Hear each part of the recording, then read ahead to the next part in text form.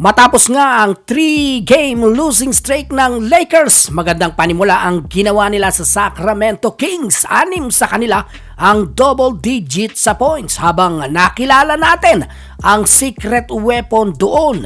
Tinatawag siya ngayong mini microwave. At kapag ganyan ang inilalaro ng Lakers, mga idol, tiyak na matutuwa ang starting 5 nila dahil nag-step up kahapon ang bench ng Lakers kontra sa Kings.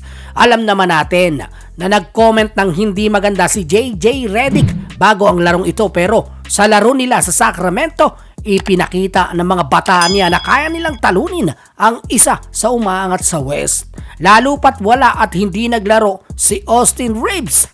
At kapag ang leader ng Lakers, si Luka at LBJ ay nagsabay na maganda ang inilaro, nahatak talaga ang mga role player nila. Hindi lamang si LBJ, in general mga kaboltok, ang ganda ng inilaro nila, kaya naman parang easy game ang nangyari. Umangat ang mga role player nila, lalo na si Nick Smith Jr. 21 points, 8 out of 14 sa field, 3 rebounds at 1 assist. Pinatunayan lamang ni Nick Smith Jr. na handa siya, talented, athletic, agile, meron quick moves at sa tingin ko maganda ang future nito. Mahirap siyang bantayan at kapag nabigyan ng playing time, mas mapapagaan ang laruan ni LBJ at Luka.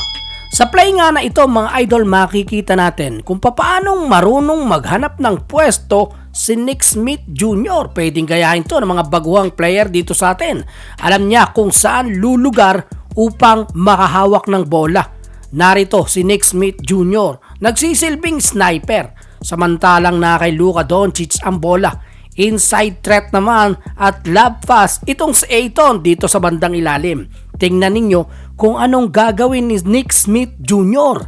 Nakita niya na open ang gitna sa 3-point area, kaya mabilis siyang lumipat ng pwesto. Agad namang yung nakita ni Luka, kaya ipinasa ang bola. Dahil sa magandang screen sa gitna ni Ayton, practice shot ni Nick Smith ang nangyari.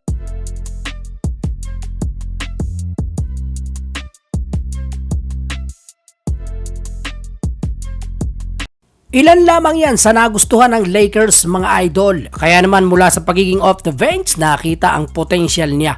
Bagay na gustong gusto ng mga head coach.